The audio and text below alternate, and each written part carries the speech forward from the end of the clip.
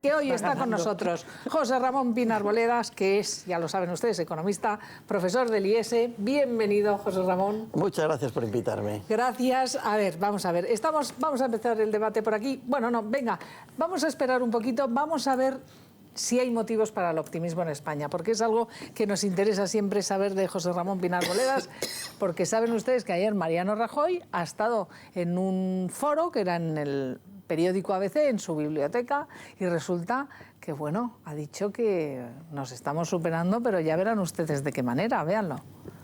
Y hoy en el extranjero se preguntan cómo los españoles pudimos sortear el rescate del país. Pues bien, pudimos hacerlo por una sencilla razón, porque somos un gran país, aunque algunos parece que no lo ven así. Pudimos hacerlo porque entre todos hemos dado pruebas de entereza, de coraje y de responsabilidad colectiva. Y porque juntos hemos sabido hacer lo que era necesario para poner en orden nuestras cuentas, y aún queda mucho por hacer ahí, para sostener lo que estaba a punto de caerse y para sentar las bases de la recuperación. José Ramón, hoy en el extranjero se preguntan cómo los españoles pudimos sortear el rescate del país y cómo hemos conseguido ganar un nivel de competitividad sin parangón en medio de esta tormenta, ha dicho Mariano Rajoy. Bueno, el rescate lo sorteamos, entre otras cosas, porque el rescate bancario de los 100.000 millones, que solo fueron 40.000, no se llamó rescate, se llamó otra cosa. MEDE, se llamó MEDE. Ya esto de la gente dice, esto del MEDE, ¿qué es lo que es? Por lo tanto, hombre, algo nos ayudaron. Algo nos ayudaron. Lo que hay que reconocerle al gobierno, por ejemplo, es que consiguió esa ayuda sacándola, por así decirlo, de las troicas. De manera que nos dieron 40.000 millones, pero no tuvimos aquí los señores de negro, viendo los bancos sí, pero eso era lógico, pero no viéndonos nuestras cuentas, digamos, de las administraciones públicas. Pero, ¿y esto que cuenta Rajoy, esto de que se pregunten y que seamos un ejemplo sin parangón de haber salido de la crisis, en fin, de haber pues sorteado esa tormenta terrible que teníamos, ¿esto es así? Bueno, es que si comparamos con, por ejemplo, los vecinos portugueses, o los griegos o los irlandeses, efectivamente nosotros no tuvimos rescate. Bien es cierto que también el tamaño de la economía española hacía mucho más difícil hacer un rescate. Es decir, no es lo mismo rescatar Portugal, que son 10 millones de habitantes y un PIB, la cuarta parte de nuestra, que rescatar España, que hubiesen sido muchos millones y que probablemente hubiese sido muy difícil desde el punto de vista de obtener los resultados, los ingresos y los fondos necesarios. Y tenemos motivo para ser optimistas en la economía española, porque esto, que está ahí en la estratosfera de la macroeconomía, a la gente de a pie todavía no le ha llegado esta alegría económica. Hay ya muchos estudios que nos dicen que vamos a crecer este año, sobre todo por encima del 1%, que con la reforma laboral eso creará puestos de trabajo, y que el año que viene creceremos, incluso hay algunos por encima del 1,8%, que eso ya es claramente... Funcas ayer. Sí, eso son como 500.000 puestos de trabajo más seguro. Wow. Pero en un año, que eso es mucho.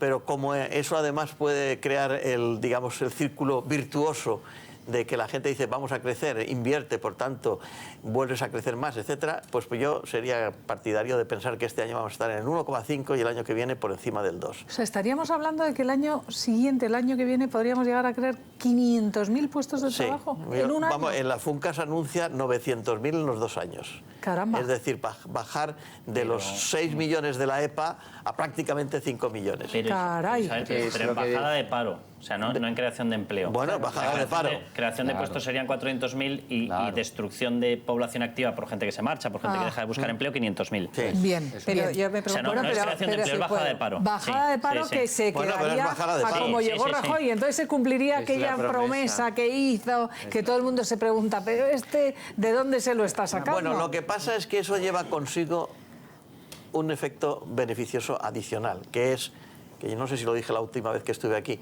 que eso obligará a las empresas a subir los salarios, que eso es uno de los problemas que tenemos ahora. Porque hemos ganado competitividad porque están arrastrados por los suelos los salarios.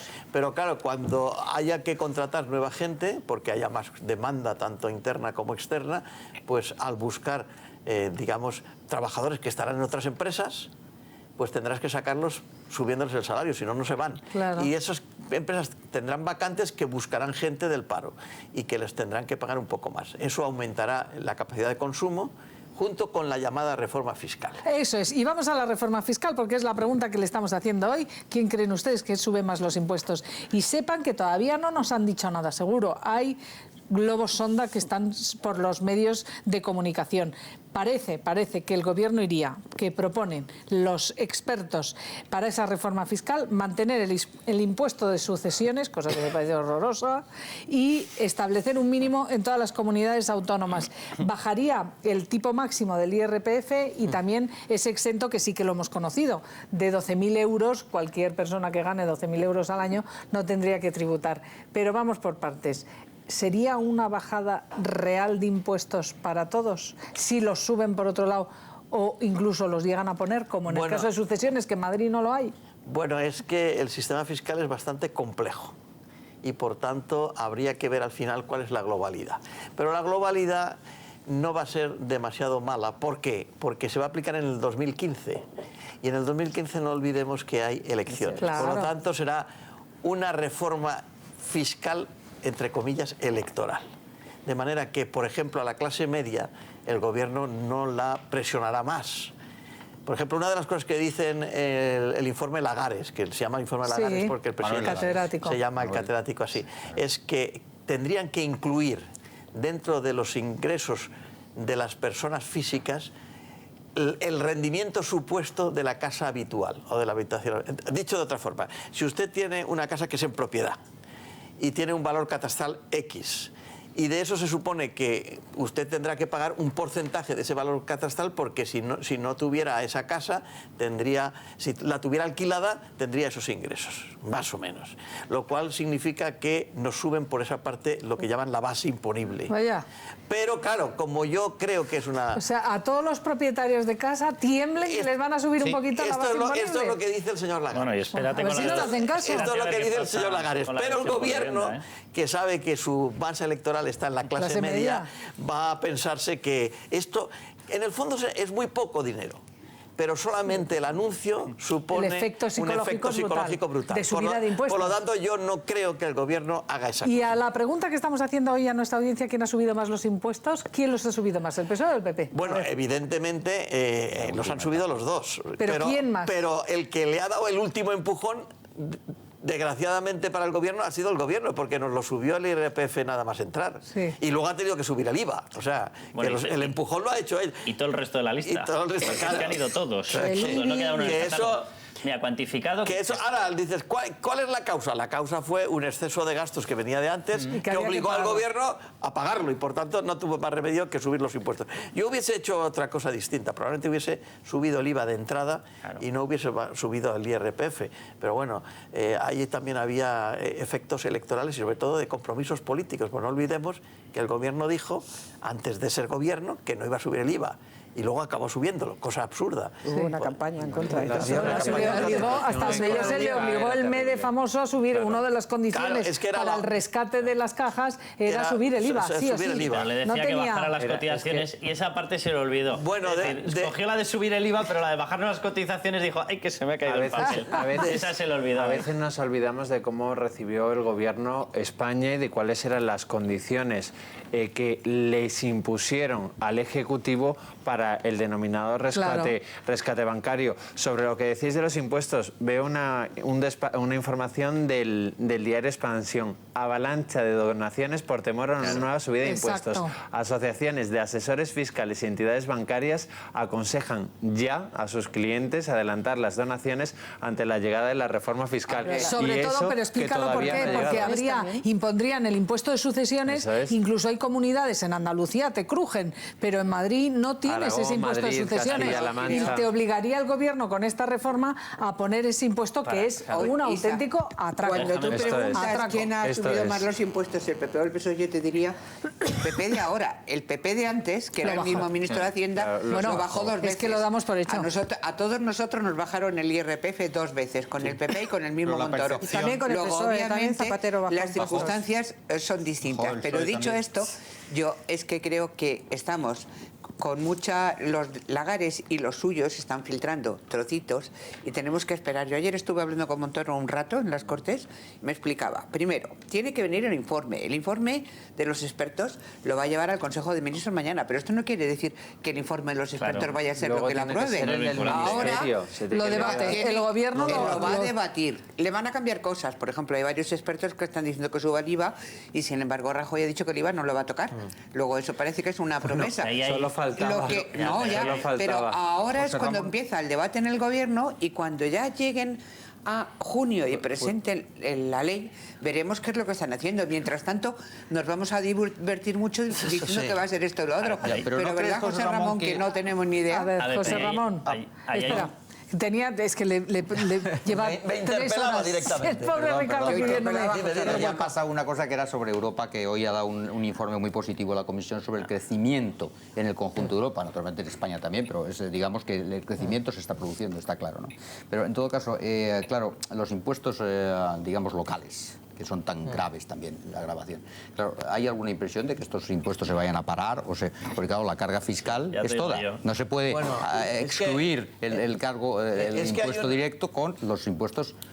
Es que hay una cosa, por ejemplo, que dice el informe. El informe que hay que uniformar los impuestos, sobre todo los autonómicos, evitar la proliferación de impuestos. Pero esto es positivo, E incluso dice que se eliminen los medioambientales de las comunidades. Eso es positivo. Hacia abajo. Pero fíjate, reformas hacia arriba suele ser un problema. Fijaros una cosa, de todos los niveles del Estado, los que están cumpliendo mejor el déficit son los ayuntamientos. Sí, por algo será, querido José Ramón. Sí, están cumpliéndolo porque han subido mucho los impuestos. Está claro. De acuerdo. Hay que decirle, oiga, es verdad que usted no tiene déficit, pero resulta que mi IBI, mi basura, mi limpieza ha subido muchísimo. Por lo tanto, hágame un favor. Digamos, reduzca usted sus gastos y redúzcame los impuestos. Exacto. Pero eso va a ser muy difícil. En los municipios, en los ayuntamientos, la digamos, flexibilidad a la baja de los impuestos es prácticamente nula. Una vez lo ponen, es prácticamente difícil. Ahora bien, como va a haber elecciones municipales y autonómicas, probablemente algún alcalde sí que va a ofrecer, o algún candidato sí va a ofrecer que va a reducir parte de esos impuestos. A mí hace poco me han dicho alguien del Ayuntamiento de Madrid que se planea alguna bajada en ese sentido. Claro. Algo van a poder ofrecer, porque afortunadamente tenemos que decir, van a venir elecciones. Digo afortunadamente porque desde el punto de vista de nuestro bolsillo, todos van a hacer ofertas para bajarnos algo. Nos tienen estrujados. Bueno, hay un problema muy serio con la recaudación. O sea, si cogemos lo que estamos pagando ahora, todos los españoles con 4 millones menos de cotizantes que lo que había en el año 2006-2007, prácticamente estamos pagando el IRPF exactamente igual. Digo, en recaudación total, con 4 millones de personas menos pagando. Es decir, el esfuerzo es brutal. Te coges en IVA y prácticamente es lo mismo. Es decir, se han mantenido las recaudaciones pese a tener 400.000 empresas menos y 4 millones menos de trabajadores. Es decir, que el esfuerzo es brutal. Entonces, algo se va a hacer. Ahora, en el informe Lagares había una indicación que señalaba, que decía que para poderse hacer las medidas de rebaja, ellos veían necesario subir el IVA al 23. El gobierno ha puesto el pie en la mesa y ha dicho, la subida del 23 no sale, ergo, por lo tanto, ellos consideran que no hay mucho hueco para rebajas. Y no hay mucho hueco para rebajas porque no han hecho mucho recorte del gasto público. Exactamente. Es lo que tendrían que haber hecho. Ese es el problema que tenemos. Rebaja. Vamos a ver, aquí hay todo déficit público, que va a ser uno de nuestros problemas, está compuesto del gasto y de los ingresos. O sea, el déficit es la diferencia entre lo que se gastan las administraciones y lo que ingresan las administraciones, fundamentalmente vía impuestos. ¿Qué pasa? Que si tú no reduces los gastos, ese déficit es muy difícil, salvo que subas los ingresos. ¿Cómo se suben los ingresos? Aumentando los impuestos, cosa que no se puede hacer ahora por razones electorales, afortunadamente. Y la otra es que crezca la economía. ¿Cómo crece la economía? Fundamentalmente porque tengas dinero.